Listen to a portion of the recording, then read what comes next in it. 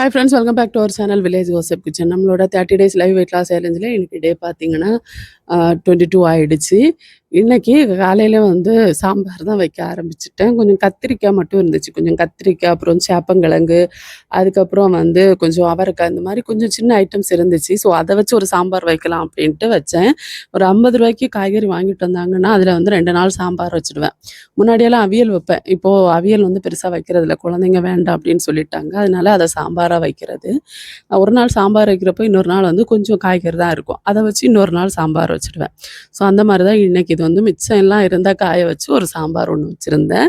First பருப்பையும் வெங்காயத்தையும் தக்காளியையும் ஒரு 2 விசில் வேக விட்டு எடுத்துட்டேன். இது வந்து ரேஷன் பருப்பு தான். நல்லா வாஷ் பண்ணிவிட்டு இதை வந்து வேக விட்டு எடுத்திருந்தேன். அது வெந்ததுக்கு அப்புறமா வந்து கட் பண்ணி வச்சுருக்க காய்கறி போட்டுறேன். காய்கறி பார்த்திங்கன்னா நான் சொன்ன மாதிரி கத்திரிக்காயும் கொஞ்சம் கொத்தவரங்காய் இருந்துச்சு, அதுவும் அப்புறம் வந்து சேப்பங்கிழங்கு இருந்துச்சு, அதுவுமா போட்டு ஒரு சிம்பிளாக ஒரு சாம்பார் ஒன்று வச்சுருந்தேன். கத்திரிக்காய் சாம்பார் தான். இதை காயெல்லாம் போட்டுட்டு இதுலேயே வந்து நான் மசாலா எல்லாம் போட்டு சாம்பார் வச்சுருந்தேன். ஸோ ஆல்ரெடி இந்த ரெசிபியெல்லாம் நான் உங்களுக்கு என்னைக்கும் ஷேர் பண்ணுறேன். நான் என் வீடியோஸ் பார்க்குறவங்களுக்கு தெரியும், வாரத்தில் 1-2 நாள் நான் கண்டிப்பாக சாம்பார் எடுக்கிறேன்னு. சாம்பார் வந்து உங்கள் டயட்டில் கண்டிப்பாக சேர்த்துக்கோங்க. எல்லா வெஜிடபிள்ஸும் போட்டு வைக்கிற மாதிரி சாம்பார் எடுங்க. அப்போ தான் அதில் வந்து நிறைய வெஜிடபிளோட சத்துக்கள் கிடைக்கும், உங்களுக்கு ஃபைபர் கிடைக்கும். பொதுவாக வந்து காய் பொரியலெல்லாம் வச்சு சாப்பிட்றதுக்கு நமக்கு பிடிக்காது இல்லையா? அதனால தான் ஃபைபருக்காக இந்த மாதிரி எடுக்கிறது. எனக்கு அந்த மாதிரி பொரியலை விட இந்த சாம்பார் அப்படிங்கிறப்போ என்னால் சாப்பிட முடியுது காய். அதனால தான் மெயினாக வந்து நான் சாம்பார் எடுத்துக்கிறது. குழந்தைங்களுக்காக இருக்கட்டும், நமக்காக இருக்கட்டும், அது உடம்புக்கு ரொம்ப தேவை, நல்லது, டயட்டுக்கு ரொம்ப நல்லது. இப்போ சிலருக்கு வந்து சாம்பார் பிடிக்காது, அவங்க வந்து ஒரு நாள் 1-2 காய் பொரியல் வச்சு நீங்கள் அதை எடுத்துக்கலாம். இன்றைக்கி அதே மாதிரி என்னோட டயட்டில் சமீப காலத்தில் நான் கற்றுக்கிட்ட விஷயம் என்னென்னா, நமக்கு வந்து எல்லா உணவுகளும் சாப்பிட்ற மாதிரி ஒரு டயட்டை நம்ம கொண்டு போயிட்டோம் அப்படின்னா, நமக்கு மற்ற உணவுகள் மேலே நமக்கு அதீதமான ஒரு ஆசை வராது. டயட்டை கண்டினியூ பண்ணி கொண்டு போகிறதுக்கு நல்லாயிருக்கும் அப்படிங்கிறது சமீபத்தில் நான் கற்றுக்கிட்ட ஒரு விஷயம். முதல்ல அந்த 100 கிலோவுக்கு மேலே வெயிட்டில் இருந்த டைம் பார்த்திங்கன்னா அந்த மாதிரி கிடையாது. அதாவது ஒரு குறிப்பிட்ட நாள் டயட் ஃபாலோ பண்ணி கொஞ்சம் வெயிட் லாஸ் பண்ணணும் அப்படிங்கிற ஒரு ஆசை மட்டும்தான் இருந்துச்சு. அதனால் நிறைய உணவுகளை கட்டுப்படுத்தி இருந்தேன். அதுக்கப்புறம் இப்போ வந்து இந்த டயட்டை பற்றின புரிதல் நம்ம வந்து ஒரு 3 மாதத்துலேயோ 4 மாதத்துலேயோ ஃபாலோ பண்ணிட்டு விட முடியாது. டயட் அப்படிங்கிறது நமக்கு லைஃப் ஃபுல்லாக வர மாதிரி தான் இருக்கும். அப்போது அந்த டயட்டை நம்ம என்ன பண்ணணும் அப்படின்னா, நமக்கு ஏற்ற மாதிரி கொண்டு போக்கு நம்ம பழகணும். முதல்ல ஒரு 2-3 மாதம் நிறைய உணவுகளை தவிர்த்து நம்ம நல்லா வெயிட் குறைச்சதுக்கப்புறம் நமக்கு தேவையான நமக்கு பிடிச்ச உணவுகள் இருக்கு இல்லையா, அதெல்லாம் சேர்த்துக்கிற மாதிரி நம்ம ஒரு டயட்டை எடுத்துக்கணும். அதுக்காக 3 வேளை நான் பிரியாணி சாப்பிடுவேன் அப்படின்னெல்லாம் சொல்லக்கூடாது. நமக்கு பிடிச்ச உணவுகள் ஏதோ ஒன்று ஒரு வேளை சாப்பிட்ற மாதிரி பார்த்துக்கணும். அது நம்ம டயட்டையும் பாதிக்காத மாதிரி நம்ம பார்த்துக்கிறது ரொம்ப நல்லது.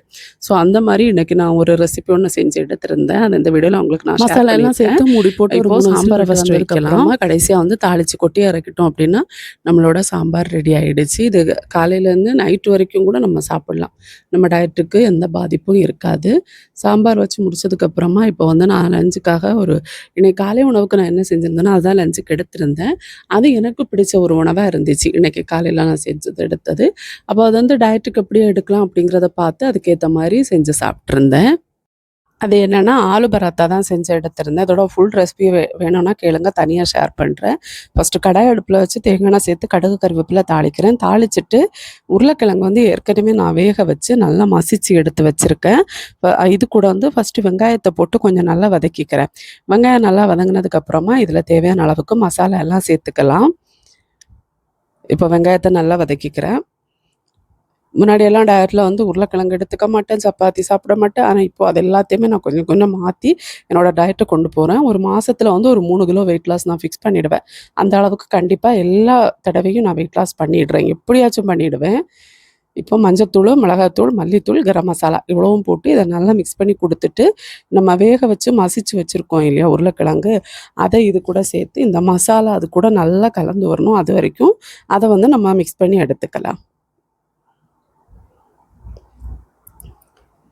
உருளைக்கிழங்கு நம்ம நல்லா மசிச்சு வச்சுருந்தோன்னா நல்லது. சிலர் வந்து துருவி எடுப்பாங்க வேக வச்ச உருளைக்கிழங்க. நான் வந்து பீஸாக கட் பண்ணி போட்டு மூழ்கிற அளவு தண்ணி வச்சு வேக வச்சு எடுத்து வச்சுருந்தேன். கேமரா வந்து மறுபடியும் அதோட பேட்டரியில் ஒரு சின்ன ப்ராப்ளம், சார்ஜ் ஏறலை. அப்போ மொபைலில் தான் வீடியோ ஷூட் பண்ணிகிட்ருக்கேன். அதனால் கொஞ்சம் சிரமம் எனக்கு, எல்லாமும் கவர் பண்ணுறது கொஞ்சம் கஷ்டம். ஏன்னா பேட்ரி என்னோடய மொபைல் வந்து நம்ம ஃபோன் பேசுகிறதுக்கும் எல்லாத்துக்கும் ஒரே மொபைல் யூஸ் பண்ணுறதுனால அது கரெக்ட்டா சார்ஜ் போடுறப்ப யாராவது கால் பண்ணுவாங்க. இல்லன்னா நான் தான் அதில ஏதாவது கதை கேட்கறது, மூவி பார்க்குறது அப்படின்னு ஏதாச்சும் பண்ணி அப்படி ஆயிடுறது. இப்போ சப்பாத்தி வந்து ஃபர்ஸ்ட்டு நான் இந்த சப்பாத்தி பரத்துறேன் இல்லையா? இந்த வெஜிடபிள் கட்டர் வந்து நான் மீஷோலேருந்து வாங்குனேன். ரேட் எனக்கு ஞாபகம் இல்ல. மீஷோலேருந்து வாங்குனேன். இப்போ சமீபத்தில தான் வாங்குனோம். ரொம்ப நல்லாயிருக்கு. நிஜமா சொல்றேன். உங்களுக்கு தேவைப்பட்டா ஒண்ணு வாங்கிக்கோங்க. வெஜிடபிள் கட் பண்ணலாம். இந்த மாரி சப்பாத்திக்கு மாவு பெசையலாம். எல்லாத்துக்கும் ரொம்ப யூஸ்ஃபுல்லா இருக்கு. நமக்கு அது ஹேண்டில் பண்ணவும் ரொம்ப வசதியா இருக்கு. வெயிட் இல்ல. அது நமக்கு நல்லாயிருக்கு யூஸ் பண்றதுக்கு. இப்போ சப்பாத்திக்கு மாவ பரத்தி வச்சுட்டு, அதுக்கு நடுவுல வந்து நம்ம மசிச்சு வச்சிருந்தோம் இல்லையா? உருளைக்கிழங்கு அதுலேருந்து ஒரு பால் எடுத்து வச்சுட்டேன். வச்சுட்டு, அத நடுவுல வச்சு இந்த மாதிரி கவர் பண்ணி குடுத்துட்டு, அத இந்த மாரி நம்ம பரத்தி எடுத்துக்கணும். பரத்தி எடுத்துட்டு நம்ம தோசை கல்ல போட்டு சுட்டு எடுத்துக்க வேண்டியது தான். நம்மளோட ஆலு பராத்தா ரெடி ஆயிடும். ரெசிபி தனியா வேணும்னா கேளுங்க. நான் உங்களுக்கு ஷேர் பண்றேன். இதுவே வந்து டயட் வெர்ஷனுக்கு இனி வேற ஒரு மாடல்ல பிளான் பண்ணி வச்சிருக்கேன். அது பண்றப்போ உங்களுக்கு கண்டிப்பா அதையும் நான் ஷேர் பண்றேன். அவ்வளோதான். இப்போ வந்து தோசைக்கல்ல போட்டுட்டு லைட்டா நெய் இல்லன்னா, லைட்டா எண்ணெய் தெளிச்சு தர மாரி ஊத்திட்டு, அத நம்ம சுட்டு எடுத்துக்க வேண்டியது தான். நிஜமா ரொம்ப ரொம்ப நல்லா இருந்துச்சு. குழந்தைங்க விரும்பி சாப்பிட்டாங்க. அப்புறம் நான் காலை உணவுக்கு வந்து கொஞ்சம் சாம்பாரும், நேத்து வச்ச சிக்கன் குழம்பு மிச்சம் இருந்துச்சா, அந்த சிக்கன் குழம்பும் வச்சு சாப்ட்டுருந்தேன். அதுதான் இன்னைக்கு என்னோட காலை உணவு. லஞ்சுக்கு பார்த்தீங்கன்னா, ஒரு பவுல் நெறைய சாலடு. அதில என்னலாம் இருக்குன்னா, கேரட் இருக்கு, வெள்ளரிக்காய் இருக்கு, வெங்காயம் இருக்கு, அப்புறம் தயிரு. அது சேர்த்து அதுக்கப்புறம் ஒரே ஒரு ஆலு பரோட்டா, அப்புறம் ஆலு பரோட்டா அடுத்ததுனா கொஞ்சம் சாம்பார் அந்த மாரி எடுத்திருந்தேன். டின்னருக்கு கொஞ்சம் பப்பாயா மட்டும் சாப்ட்டுருந்தேன்.